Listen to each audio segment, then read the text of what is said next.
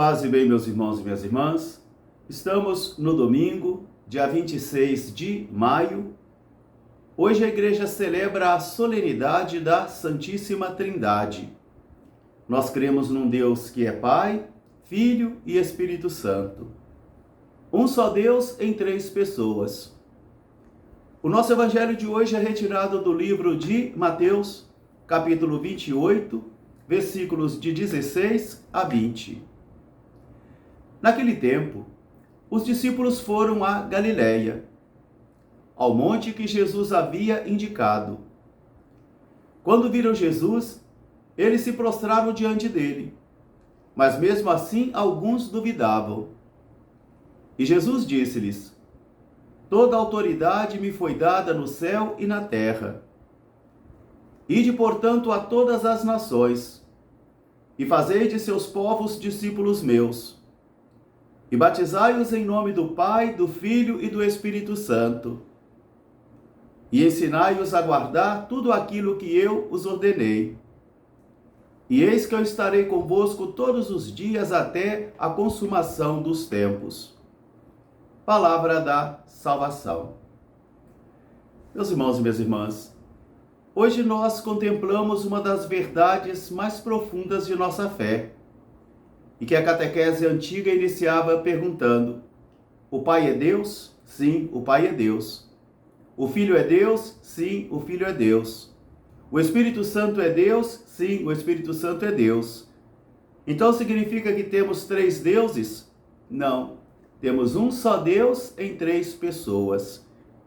Este é o mistério da Santíssima Trindade que hoje ilumina a minha vida, ilumina a sua vida e ilumina a vida de toda a igreja.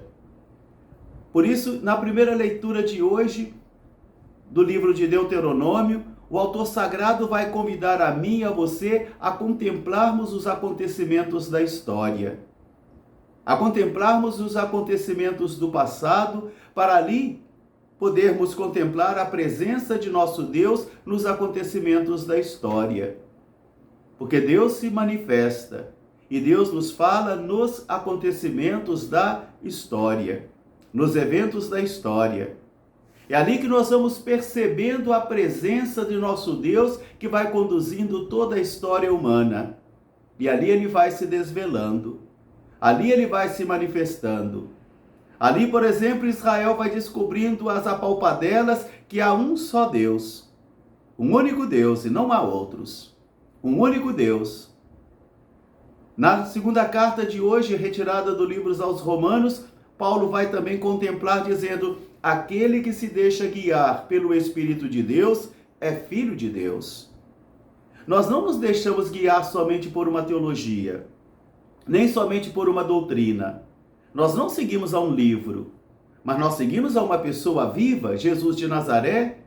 Por isso o apóstolo vai dizer: aquele que se deixa guiar pelo Espírito de Deus é filho de Deus, e o Espírito clama em mim, clama em você. Mesmo que nós não saibamos o que pedir a Deus, é o Espírito que leva as nossas súplicas ao Pai.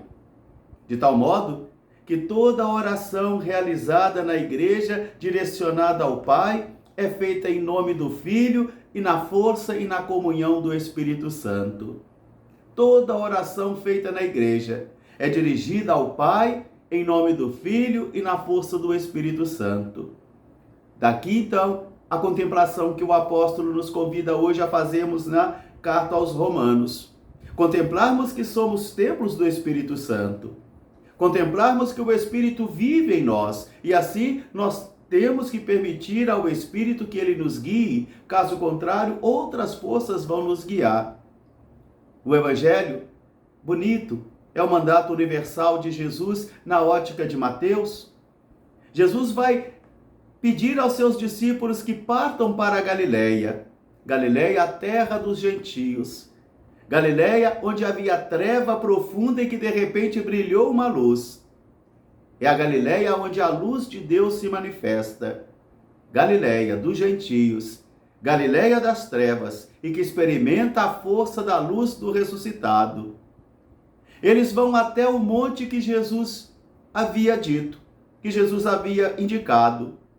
Jesus se aproxima deles, Preste bem atenção. Jesus se aproxima deles, eles se prostram diante dele, mesmo assim alguns duvidavam. Meus irmãos e minhas irmãs, a fé cristã, antes de sermos enviados, faz-se necessário que nós creiamos. E para crermos, faz-se necessário que estejamos com Jesus. Ele chamou aqueles que ele quis para permanecerem com ele, para serem formados por ele, para só depois serem enviados. Mas mesmo assim, alguns duvidavam.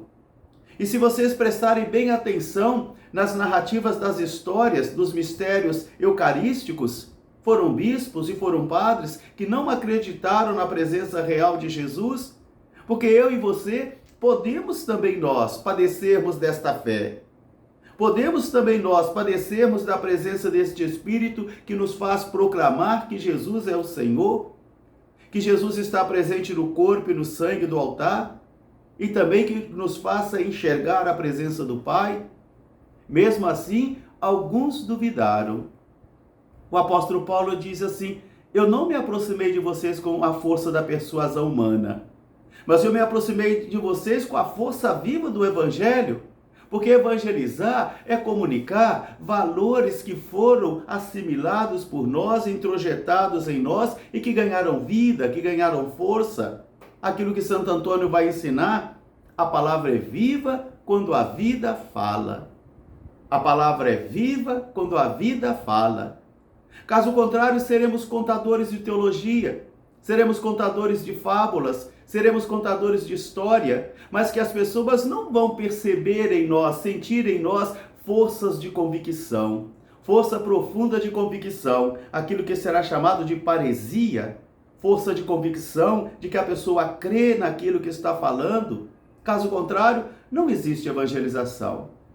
Por isso alguns duvidaram. E Jesus vai dizer: toda autoridade me foi dada no céu e na terra. Vocês serão enviados na força que eu recebi do alto, na força da glorificação daquele que havia sido também crucificado. Toda autoridade me foi dada no céu e na terra. Por isso, ide a todas as nações. Vão para todas as nações. Presta atenção agora na pedagogia de Jesus. Fazei discípulos meus, os povos. Fazer discípulo não é oferecer os sacramentos como se oferece uma bolachinha ou uma bala. Primeiro tem que se fazer discípulo de Jesus, formar o discípulo de Jesus. Depois, batizá-los em nome do Pai, do Filho e do Espírito Santo. Aqui está o evangelho da igreja. Aqui já está uma igreja mais estruturada, uma igreja mais formada, uma igreja mais adulta. Batizai-os em nome do Pai, do Filho e do Espírito Santo, e ensinai-os também a guardar tudo aquilo que eu ordenei. Não é só batizar. É importante também que as pessoas, que eu e você, aprendamos a guardar aquilo que Jesus ordenou, ainda que tenhamos muita dificuldade disso. Ainda que tenhamos muita dificuldade de sermos fiéis àquilo que Jesus nos ordenou, nos ensinou. Mas mesmo assim, ensinai e os aguardar tudo aquilo que eu vos ordenei. E agora vem a nossa consolação. E eis que eu estarei convosco todos os dias até a consumação dos tempos. Jesus está na força da palavra, Jesus está na caridade, Jesus está também na presença do pão e do vinho, porque Jesus não está fora da igreja, Jesus não abandonou a igreja. Nós cremos na igreja una, santa, católica e apostólica, onde Jesus é o Senhor e o centro de toda a igreja, e a quem nos acompanha todos os dias. Que esta palavra de hoje da Santíssima Trindade seja uma grande provocação para mim e para você e para toda a igreja, para vivermos a comunhão. Devemos contemplar a comunhão do Pai, do Filho e do Espírito Santo, que provoque em mim e em você a vivência também desta comunhão, porque a igreja é a casa da comunhão. Inspirado na Santíssima Trindade, no Pai, no Filho e no Espírito Santo. Trindade Santa, eu te adoro, te ofereço a minha vida, como eu te amo, Paz e bem.